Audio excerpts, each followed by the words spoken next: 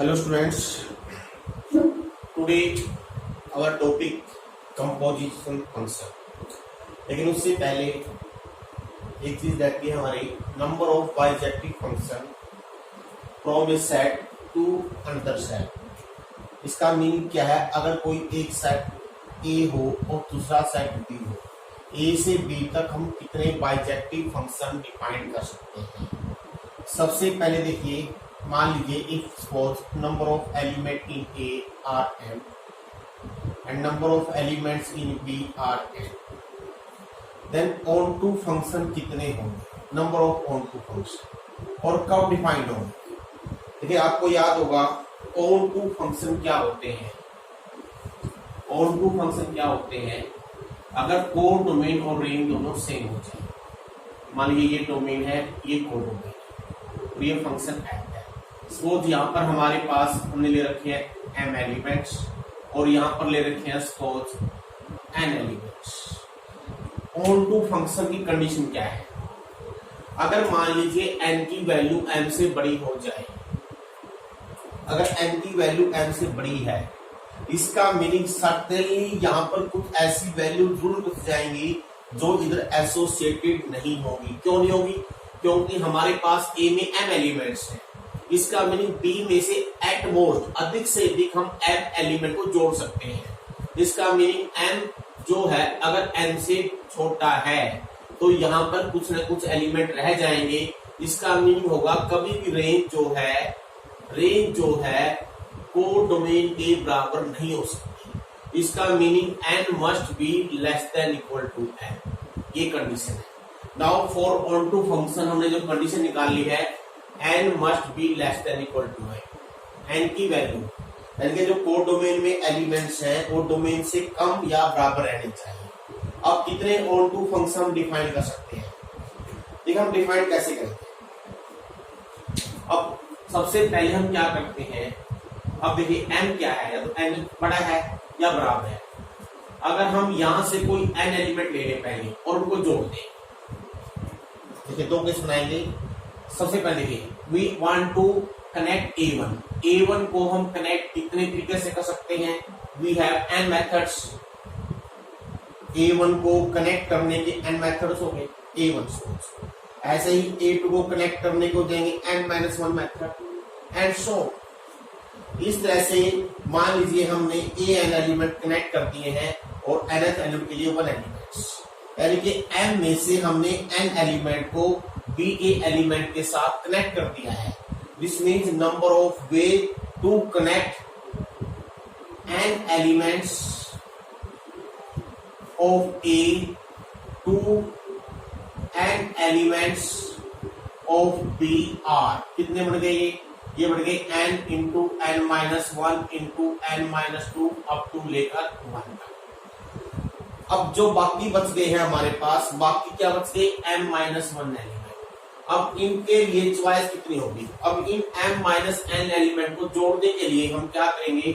We have all n choice, यानी हर एक एलिमेंट को जोड़ने की n चॉइस है, क्योंकि कोई भी एलिमेंट कितने भी तरीके से जोड़ सकते हैं। That become n factorial into n की power m-n। These are the number of possible onto function can be defined from a set to b set, n factorial into n की पावर m-1। ऐसे ही number of 1 function बताएंगे आपको। और 1 function कितने हो सकते हैं? देखिए 1। अब जैसे यहां पर कंडीशन थी n less than equal to n, अब यहां पर क्या कंडीशन बनेगी? देखिए अगर मान लीजिए अब हमारे पास कोड mn से बड़ा हो गया, अगर mn से बड़ा है, इसका मीनिंग n एलिमेंट जुड़ जाएंगे। जो बाकी बचे हुए एलिमेंट हैं वो b1 b2 bn किसी न किसी से जुड़ेंगे।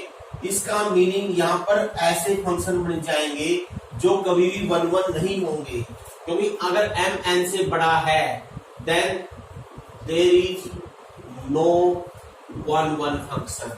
इसका मीनिंग क्या हुआ? Here m must be less than equal to n। जैसे इसका meaning number of element in domain must be less than equal to number of element in codomain. अब कैसे जोड़ेंगे? कितने बनाएंगे फंक्शन? अब देखिए हम क्या करते हैं, पहले हमारे पास इधर n एलिमेंट्स हैं, इधर m एलिमेंट्स हैं, और 1 1 क्या होता है, 1 एलिमेंट एब्सोल्युटली ओनली 1, यानी कि 1 का 1 के साथ रिलेशन। हम कैसे बनाएंगे, पहले हम यहां से n एलिमेंट चूज कर लेंगे, m elements. Let us choose m elements from B set which are to be related and elements m elements of A set। हम क्या करते हैं, B set में से m एलिमेंट चूज कर लेते हैं, और कुल कितने एलिमेंट्स हैं, n में से m चूज करने के तरीके हो गए NCM हो गए चूज। अब इनको कलेक्ट करना है 1 बाय 1। ऐसे समझ लीजिए कि हमारे पास जो m बॉक्सेस हैं, these are the m boxes. अब इन बॉक्सेस के अंदर ये A1 A2 AM ये बॉल है, ये बॉल डाली है, और एक बॉक्सेस में एक ही बॉल आएगी। इसका मीनिंग m ब्लैक्स है, m चीजें हैं, m चीजों को m जगह पर रखना हो, they are number of permutation we use NPM। तो ये हो जाएगा NCM इंटू m फैक्टोरियल, इसको आप NPM भी लिख सकते हो, या n factorial upon n minus m factorial into m factorial लिख सकते हो। These are the number of 1 1 function. अब बात आ गई नंबर ऑफ बाइजेक्टिव। बाइजेक्टिव कैसे होंगे, देखिए अभी आपने प्रूव किया है ऑन टू फंक्शन के लिए n की वैल्यू m से कम रहनी चाहिए, और 1 1 फंक्शन के लिए m की वैल्यू n से कम रहनी चाहिए। ये ऑन टू के लिए, ये 1 1 के लिए। इसका मीनिंग अगर दोनों चीजें हैं, बाइजेक्टिव है, इसका मीनिंग m और n दोनों बराबर होने चाहिए, तभी बाइजेक्टिव फंक्शन बनेंगे। इसका मीनिंग जितने 1 1 फंक्शन बनेंगे सारे ही ऑन टू बन जाएंगे, या जितने ऑन टू है सारे ही 1 1 बन जाएंगे। दिस मीन जो हमारा NPM आया है, अगर इसमें m और n बराबर रख ले, NPM लिखते हैं, इट बिकम m फैक्टोरियल। तो नंबर ऑफ 1 1 फंक्शन फ्रॉम इस set to another set total कितने बन सकते हैं, m फैक्टोरियल। और ये तभी पॉसिबल है जब दोनों तरफ नंबर ऑफ एलिमेंट सेम हो। अब इसके बाद हम आपके पास आते हैं कंपोजिशन फंक्शन डिफाइन करेंगे। कंपोजिशन फंक्शन क्या होता है, देखिए मान लीजिए एक फंक्शन है f is defined from A to B, and second function was g which is defined from B to C. g is defined from B to C, यानी कि f A से B तक डिफाइंड है, ऐसे लिखे यहाँ पर। g जो है B से C तक डिफाइंड है, यानी कि अगर हमको A से C तक डायरेक्ट डिफाइन करना हो, it is defined by GOF, इसको बोलते हैं कंपोजिट फंक्शन। ऐसे कह लीजिए भाई, हमने मान लिया नरवाने से दिल्ली जाना है, दो तरीके हैं कि नरवाने से पहले रोहतक की बस पकड़ ले, और फिर रोहतक से दिल्ली वाली बस पकड़ ले, या डायरेक्ट नरवाने से दिल्ली वाली बस पकड़ ली जाए, तो ये वही कंपोजिट फंक्शन है। और कैसे डिफाइन होगा, मान लीजिए यहाँ पर 1 2 3, ये है 4 5 6, सपोज यहां पर है A B C, इसका मीनिंग क्या है, F1 की वैल्यू 4 है, F2 की वैल्यू 5 है, F3 की वैल्यू 6 है, और G4 की वैल्यू हमारे पास C हो गई, G5 की वैल्यू जो दे रखी है in this graph it is A, and G6 की वैल्यू जो हमारे पास है B। तो GOF CL GOF भी defined from A to C, और कब डिफाइंड हुआ है, जब पहला function is called first function is called second function, जब फर्स्ट फंक्शन की कोडोमेन सेकंड फंक्शन की डोमेन बन जाए तभी GOF डिफाइंड होगा, otherwise GOF can not be defined, and GOF is defined from A to C। और what are the values, GOF की value अब 1 2 3 पे डिफाइंड होगी। GOF कैसे लिखेंगे इसको, लाइक नाउ दिस, नाउ पहले इसमें F1 की वैल्यू पुट करेंगे, F1 है 4, अब G4 की वैल्यू पुट करेंगे, वो है C। इसका मीनिंग GOF 1 की वैल्यू है, ये 1 के द्वारा हम C को देंगे, एक ही बात है। ठीक, पहले हम इस बस में बैठे, 1 से 4 स्टॉप पर रुके, फिर 4 से चले गए सी पे। अगर हम डायरेक्ट बस में बैठेंगे वो भी आपको सीधा 1 से 4 सी पे लेके जाएगी। ऐसे ही सिमिलरली GOF2 निकालोगे आप, इसको डिफाइन लिखने का तरीका ये है, पहले इसमें हम F2 का मान रखेंगे, F2 का मान है 5 और फिर G5 का मान देखिए क्या है A। सिमिलरली GOF3 लिखेंगे, लिखने का तरीका देखिए ध्यान से, पहले इसमें F3 की वैल्यू रखिए, F3 की वैल्यू 6 और फिर G6 की वैल्यू रखिए P। तो definition of composite function. Composite function कब डिफाइंड होता है, जब फर्स्ट हम काउंट कैसे करते हैं, इधर से फर्स्ट काउंट करेंगे, ये फर्स्ट ये सेकंड, जब फर्स्ट फंक्शन की डोमेन रेंज ऑफ F ये subset of domain of G, तब composition function will be defined, otherwise composition function defined नहीं होगा। अब इस पे बेस्ड कुछ रिजल्ट्स हैं देखिए। Now again we come to the topic of bijective 1 1 and 2। सोच कीजिए F is defined from A to B, G is defined from B to C। If both are 1 1, दोनों 1 1 हैं, then their composite function GOF is also 1 1, ये भी 1 1 होगा। अगर कोई दो फंक्शन 1 1 है तो उनका कंपोजिट फंक्शन भी 1 1 होता है।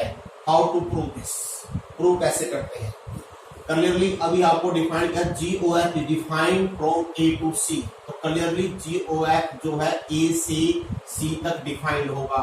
और 1 1 कैसे प्रूव किया जाता है, 1 1 प्रूव करने का क्या तरीका है, we take any two elements from the domain of function, let us take x1 x2 belong to A such that, अगर मैं मान लूं GOF x1 GOF x2 बराबर है, तो हमारा मकसद होगा क्या x1 x2 बराबर आएंगे। If x1 x2 are equal then GOF is 1 1, otherwise not 1 1। अब इसको कैसे लिखेंगे, like this, GF x1 is equal to GF x2। अब देखिए x1 x2 कहां से लिए है, A से, और A में फंक्शन कौन सा है, F है A से B तक, और इसका मीनिंग अगर F है A से B तक, इसका मीनिंग Fx1 Fx2 कहां जाएंगे, G में, B में, और B में कौन सा फंक्शन डिफाइंड, G। अभी क्योंकि जो G फंक्शन है, जो G है B से C तक, ये 1 1 है, G जो है 1 1 है, इसका मीनिंग हम जानते हैं, अगर G of one value equal to G of other value, this mean this value must be equal, यानी कि हम यहाँ पर Fx1 Fx2 के बराबर लिख सकते हैं। क्यों लिख सकते हैं, क्योंकि Fx1 Fx2 दोनों B में होंगे, ये G की डोमेन में होंगे। नाउ सिमिलरली देखिए FB 1 1 दे रखा है, अब क्योंकि F जो है A से B तक 1 1 है, इसलिए अगर Fx1 Fx2 बराबर है तो आप डायरेक्टली यहाँ से x1 x2 के बराबर लिख सकते हो। इसका मीनिंग अगर कोई दो फंक्शन 1 1 दे रखे हैं और उनका कंपोजिट फंक्शन भी 1 1 होता है। Similarly for onto, if f from A to B, G from B to C are on to, तो हम प्रूव करेंगे इनका composite function from A to C is also onto, ये भी onto होगा। Onto prove करने का क्या तरीका है, जिस फंक्शन को ऑन टू प्रूव करना हो उसकी कोड डोमेन में से आर्बिट्रेरी एलिमेंट लेके चलेंगे, और क्या उसकी डोमेन में ऐसा कोई एलिमेंट है जहां पर GOF की वैल्यू आ जाए, अगर ऐसा हो जाए तो इसका मीनिंग ऑन टू है, अदरवाइज नहीं। जैसे देखिए यहाँ पर GOF की डोमेन है C, तो let us take I take Z belong to C, I take here codomain of GOF, मैंने कोड डोमेन ऑफ GOF में से Z ले लिया है। अब ये बिकॉज Z C में है और C जो है B की भी कोड डोमेन है, also C is a code domain of G, और जो G है B से C तक ऑन टू है, ये ऑन टू दे रखा है। इसका मीनिंग अगर ये ऑन टू है तो इसमें से अगर कोई एलिमेंट लेंगे उसके कोरस्पोंडिंग इसमें कोई ना कोई एलिमेंट होगा। This implies there exist for y belong to D such that g y is equal to z, ऐसा हो जाएगा। क्यों हो जाएगा? क्योंकि z जो है c में है और g b से c तक ऑन टू है। इसका मीनिंग इसका हर एक एलिमेंट इधर किसी न किसी एलिमेंट से g के द्वारा जुड़ा हुआ है। अब सिमिलरली बिकॉज y b में है और जो f है a से b तक ये ऑन टू है। अब क्योंकि f अगर a से b तक ऑन टू है तो b का हर एक एलिमेंट f के द्वारा इसके किसी न किसी एलिमेंट से जुड़ जाएगा। इसका meaning there exist x belong to a where fx become equal to y, यानी कि x की ऐसी कोई ना कोई वैल्यू a में जरूर होगी जहां fx का मान y आ जाएगा। अब देखिए अगर हम दोनों को मिला दें फ्रॉम 1 एंड 2, कैसे मिलाना है? 2 से y की वैल्यू 1 में रख देनी है तो ये बनेगा g fx is equal to z। इसका मीनिंग इसको मैं लिख सकता हूं g o f x बराबर z। चलिए कहां से थे? को domain of c o f, c में से, और x किस में मिल गया? a में से, और a क्या है? g o f की डोमेन। इसका meaning g o f is also onto. In fact क्या हो गया? प्रूफ अगर दो फंक्शन 1 1 है तो उनका कंपोजिशन फंक्शन भी 1 1 होता है। अगर दो फंक्शन ऑन टू है उनका कंपोजिशन फंक्शन भी ऑन टू होता है। इसका मीनिंग क्या हुआ?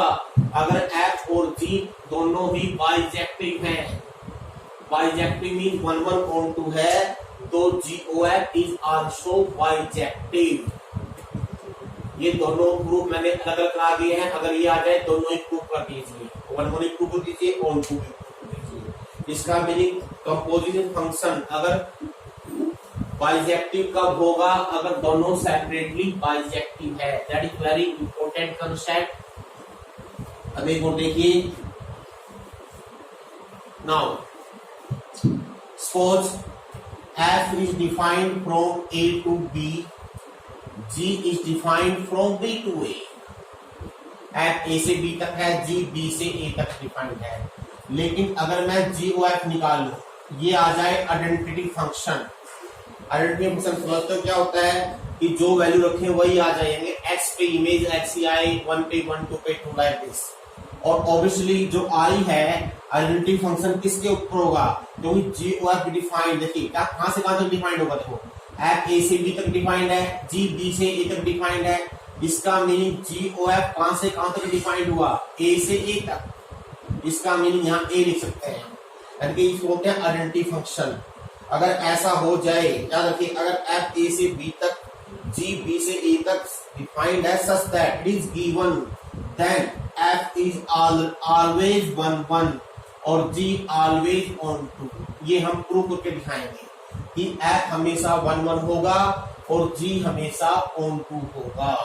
और देखिए फॉर f 1 1, किसी फंक्शन को 1 1 कैसे प्रूव करते हैं? वो फंक्शन जहां से जहां तक डिफाइंड है उसकी डोमेन में से कोई दो आर्बिट्रेरी एलिमेंट लेते हैं। लेट अस से x1 x2 belong to a, such that अगर मैं मान लूं fx1 fx2 के बराबर है, तो 1 1 कब प्रूव होगा? ये जब x1 और x2 बराबर आ जाएंगे। अगर x1 x2 बराबर नहीं आ सकते हैं या मे और मे नोट हो जाए, कोई है सकते हैं, नहीं आ सकते हैं, तो हम कहेंगे f1 1 नहीं हो सकता। अब देखिए बिकॉज x1 x2 अगर a में है तो क्लियरली fx1 और fx2 दोनों किस में होंगे? b में। और b पे कौन सा फंक्शन डिफाइंड है? g b से a तक डिफाइंड है फंक्शन है ये। इसका मीनिंग अगर दोनों तरफ g फंक्शन ले लेंगे, ये वैल्यू आपस में बराबर हो जाएगी। और अब इसको लिखते हैं GOF x1, इसको GOF x2। और GOF क्या है? Identity function. GOF is identity function. इसका मीनिंग, आइडेंटिटी फंक्शन का मीनिंग होता है जो वैल्यू पुट करेंगे वही आएगी x1 और यहाँ आ जाएगी x2। यानी कि मैंने fx1 fx2 बराबर लिया, x1 x2 बराबर प्रूव हो गया। इसका मीनिंग जो f है ये 1 1 होगा। अब देखिए आपने प्रूव करना है g on 2 और g on 2। किसी फंक्शन को ऑन टू कैसे प्रूव करते हैं? उसकी कोड डोमेन में से आर्बिट्रेरी एलिमेंट लेंगे।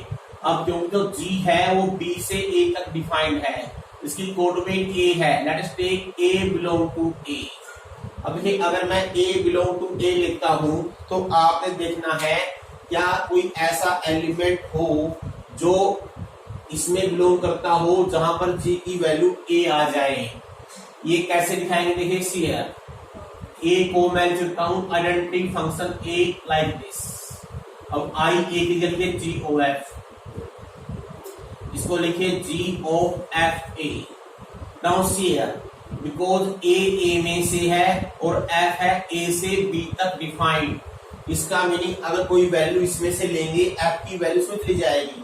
इसका meaning there exist a b belong to b such that f a b के बराबर हो जाएगा। इसका मीनिंग ये वैल्यू बन गई जी बी और बी किसमें है, बी में। इसका मीनिंग इसके हर एक एलिमेंट के कोरस्पोंडिंग इसमें कोई ना कोई एलिमेंट है जहां पर जी की वैल्यू वो एलिमेंट है। इसका मीनिंग जी क्या हो गया, on to. Now very interesting topic, इन एफ ए से बी तक और बी वापस बी से ए तक डिफाइंड हो, अगर जी और आइडेंटिटी आ जाए तो ये फंक्शन जो पहला फंक्शन है 1 1 होता है, ये ऑन टू होता है। सिमिलरली अगर मैं एफ ओ जी लू, इसी के अंदर अगर एफ ओ जी भी आइडेंटिटी आ जाए बी पे आएगी, क्योंकि एफ ओ जी जो होगा वो बी से ए तक डिफाइंड होगा। तो इसका मीनिंग जी जो होगा 1 1 होगा, एफ जो होगा ऑन टू होगा। तो समझ में आ गया सबको। अगर एफ ए से बी तक, जी बी से ए तक डिफाइंड है, जी ओ एफ आइडेंटिटी फंक्शन है, तो एफ 1 1 जी ऑन टू होता है। सिमिलरली अगर एफ ओ जी आइडेंटिटी फंक्शन है तो एफ 1 1 होता है, जी ऑन टू होता है। लेकिन अब इसका मीनिंग, अब इसी को हम और स्पेसिफाई करें, अगर मान लीजिए दोनों बातें हो जाएं, अगर एफ ओ जी भी आइडेंटिटी फंक्शन हो और जी ओ एफ भी आइडेंटिटी फंक्शन हो, ये बी पर ये ए पर, इसका मीनिंग क्या हो गया, f and g both are bijective, दोनों ही बाइजेक्टिव हो गए। क्यों हो गए, इसके कारण जी 1 1 हो गया, इसके कारण जी ऑन टू हो गया, इसके कारण एफ ऑन टू हो गया, इसके कारण एफ 1 1 हो गया। अगर दोनों बातें हैं, इसका मीनिंग अगर 1 1 ऑन टू फंक्शन प्रूव करना हो तो आप एफ ओ जी और जी ओ एफ को अगर आइडेंटिटी प्रूव कर दोगे तो ऑटोमेटिकली हम कह देंगे ये फंक्शन दोनों ही 1 1 ऑन टू है या बाइजेक्टिव है। जैसे अब एक छोटा सा एग्जांपल आपको मैं दिखाता हूं करके।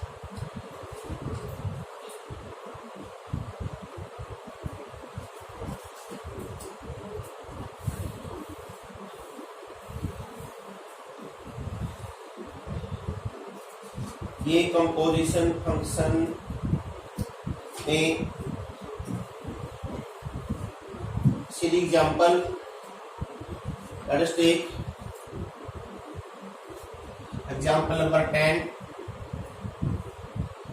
f is defined from 1 2 3 to a b c,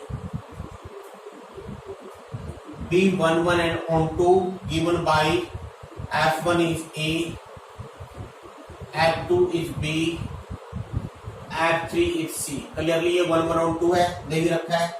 आपने प्रूव करना है, बताना है show that there exist a function g which defined from a b c to 1 2 3। ऐसा कोई फंक्शन बना के दिखाइए सच दैट g यहां से यहां तक डिफाइंड हो और जी ओ एफ आइडेंटिटी आ जाए x पे। x का मीनिंग क्या है, अगर x ये सेट है और y ये सेट ले लें और एफ ओ जी आ जाए आपका I Y. Capital X capital Y का मीनिंग है ये x सेट है, ये y सेट है। इसका मीनिंग क्या होगा, अगर एफ एक्स से y तक ऐसे है कि f1 की वैल्यू a है, f2 की वैल्यू b है, f3 की वैल्यू c है, तो g फंक्शन का ये क्या होगा, g फंक्शन की वैल्यू निकालनी है जो y से x तक डिफाइंड होगा और जी ओ एफ आइडेंटिटी फंक्शन हो जाएगा। कैसे देखिए, सी है, इसका मीनिंग क्या होगा, वापस वहीं पे आना है। इसका मीनिंग अगर हम 1 पे f के द्वारा 1 से a पर गए तो g के द्वारा वापस a की वैल्यू 1 पे आनी चाहिए। तो आप ऐसे लिखोगे सॉल्यूशन में, let us define g from y to x such that, मैं लेता हूं g a की वैल्यू अगर 1 ले लूं, g b की वैल्यू 2 ले लूं, g c की वैल्यू 3 ले लूं। तो आप चेक कर लीजिए GOF आइडेंटिटी फंक्शन x आएगा। कैसे देखिए, GOF चेक करना है कहां पर, x पर। ये x से x डिफाइंड होगा, तो GOF x की वैल्यू 1 पर देखिए क्या आएगी, GF1 लिखेंगे इसको पहले, और F1 की वैल्यू देखिए क्या रखिए a, और GA की वैल्यू फिर 1 हो गई। ऐसे सिमिलरली आप GOF2 लोगे वो भी 2 आ जाएगा, GOF3 लोगे वो भी 3 आ जाएगा। इसका meaning GOF is identity function होना है। सिमिलरली अगर आप FOG लोगे सेम ऐसे आइडेंटिटी फंक्शन ऑफ y आ जाएगा। यदि method to write G function अगर आप दे रखा हो तो G आपने कैसे लिखना है। एक क्वेश्चन देखिए, it example number 12, f is the greatest integer function। इसका मीनिंग है f(x) है this function. g is the modulus function, g(x) है mod x। आपने इवेल्युएट करनी है this value GOF 5/3 -5/3 minus FOG also -5/3। ये वैल्यू इवेल्युएट करनी है। पहले मैं 1/1 निकालता हूं, GOF -5/3 क्या होगा, इसका मीनिंग है GOF ऑफ -5/3। देखिए f फंक्शन क्या है, it is greatest integer function, और ग्रेटेस्ट इंटीजर फंक्शन की वैल्यू क्या होती है -5/3। इन दो इंटीजर के बीच में है, it is greater than -2 less than -1। इसका मीनिंग इसकी वैल्यू -2 बन जाएगी, और G ऑफ -2 या मोड -2 दैट इज 2। अब देखते हैं FOG क्या आएगा, FOG एट -5/3, ये बनेगा FOG ऑफ 5/3। G फंक्शन है मोड, -5/3 का मोड प्लस 5/3 और +5/3 का लगाइए greatest integer function. Greatest integer function ये वैल्यू की बदल 2 के बीच में ये वैल्यू 1 आ गई। इसका मीनिंग ये वैल्यू क्या हो जाएगी 2 - 1 दैट इज 1। एक क्वेश्चन और देखिए,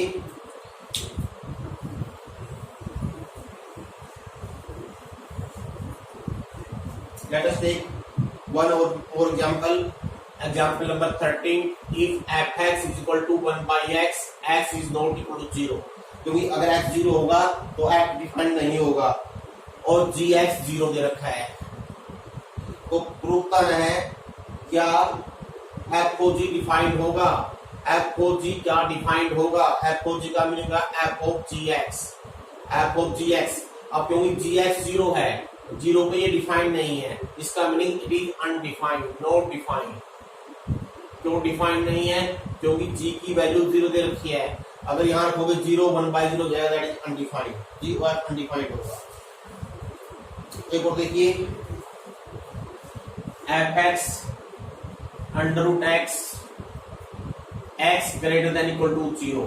इसका मीनिंग जो डोमेन ऑफ f है यह 0 से इन्फिनिटी। अगर क्लियरली इसकी रेंज लोगे ये भी 0 से इन्फिनिटी आ जाएगी, और g is defined x² - 1 to real values function defined FOG। तो पहले FOG कहां से कहां तक डिफाइंड होगा, डिफाइंड कब होता है जब g की रेंज f की डोमेन बन जाए, यानी कि range of g is a subset of domain of f। अब देखिए जब हम gx की वैल्यू क्या है x² - 1, जब x² - 1 लेंगे यहाँ पर आपकी जो वैल्यू है हमेशा क्या आएगी, x² - 1 की वैल्यू क्या होती है हमेशा, x² - 1 की जो वैल्यू होती है always greater than equal to -1। इसका मीनिंग जो यहाँ इनपुट करेंगे उसमें x की ऐसी वैल्यू लेंगे जिससे ये वैल्यू पॉजिटिव आ जाए। इसका मीनिंग दिस मीन्स आपने, क्योंकि जब हम FOG जो डिफाइन करेंगे आप इसको लिखते कैसे हैं, ऐसे लिखेंगे FGX x² - 1 that is √x² - 1। इसका मीनिंग जहां पर ऐसा x आ जाए, जहां पर ये नेगेटिव वैल्यू आ जाए वो छोड़नी है। इसका मीनिंग आपने वो वैल्यू छोड़नी है where x² - 1 is less than 0। इसमें where x² less than is 1, और x² less than 1 का होता है -1 से लेकर +1 के बीच, यानी कि -1 से +1 के बीच की वैल्यू छोड़नी है। इसका मीनिंग जो आप रेंज लोगे, ये जो जी ओ एफ की डोमेन लोगे, एफ हो जाएगी सॉरी डोमेन लोगे, वो होगी आर माइनस माइनस 1 से +1 टू पॉजिटिव रियल वैल्यू। और फंक्शन डिफाइन कैसे हो जाएगा, ऐसे like this, that is definition of this function. Similarly अगर हम जी ओ एफ डिफाइन करें तो जी ओ एफ अगर निकालना चाहे क्या है, देखो जी ओ एफ आएगा आपका g o f x under root x, that is अब स्क्वायर हो जाएगी एक्स अंडर रूट का स्क्वायर -1, दैट इज एक्स -1। अब क्योंकि जो जी ओ एफ डिफाइंड होता है, ये एफ की जो डोमेन है इससे बाहर वैल्यू नहीं ले सकते, और एफ की डोमेन क्या है, पॉजिटिव वैल्यू। इसका मीनिंग जो जी ओ एफ की डोमेन होगी ये 0 से इंफिनिटी होगी, और जो रेंज होगी वो जी की रेंज से बाहर नहीं जा सकती। अब जो जी की रेंज है वो है -1 से ग्रेटर देन इक्वल टू 0। अब वो इसमें वैल्यू 0 से इनफिनिटी कुछ भी रखेंगे, ऑलरेडी ये वैल्यू जो आएगी -1 से इनफिनिटी भी आएगी, तो इसका मीनिंग ये -1 से इनफिनिटी की रेंज बन जाएगी। That is the definition of g o f function. इस तरह से आप कंपोजिट फंक्शन डिफाइन कर सकते हो। That's all.